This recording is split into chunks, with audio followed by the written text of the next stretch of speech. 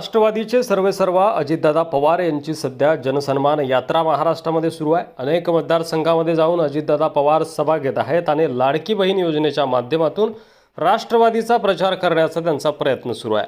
अशातच आता तळेगाव दाभाडे येथे अजितदादा पवार यांची सभा सुरू असताना अचानक एक कार्यकर्ता त्यांच्या भाषणाच्या दरम्यान मध्येच उभा राहिला आणि निष्ठावंतांशी संबंधित मागणी करणारं बॅनर त्याने अजितदादा पवार यांना दाखवलं।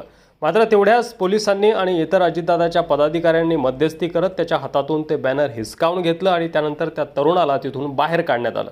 आता हा कार्यकर्ता शरद पवारांचा होता आणि तो अजितदादा पवार यांच्या सभेमध्ये घुसला आणि त्यानं गोंधळ घातला असं देखील बोललं जातंय। मात्र त्यावर अद्याप कोणत्याही गटाकडून स्पष्टीकरण आलेलं नाही आहे। मात्र जनसन्मान यात्रेदरम्यान जिकडे तिकडे अजितदादांची वाहवाही होत असताना अजितदादांच्या विरोधात ही पहिलीच घटना जनसन्मान यात्रेमध्ये घडली आहे आणि त्यामुळे पहिलं गालबोट अजितदादांच्या जनसन्मान यात्रेला या ठिकाणी लागलेलं आहे।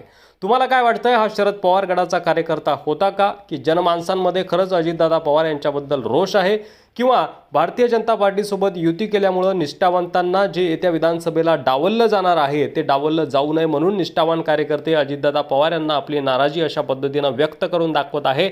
यावर देखील तुमचं मत कमेंट बॉक्समध्ये लिहायला विसरू नका। व्हिडिओ आवडला असेल तर जास्तीत जास्त शेअर करा, चॅनलवर नवीन असाल तर सबस्क्राइब करा।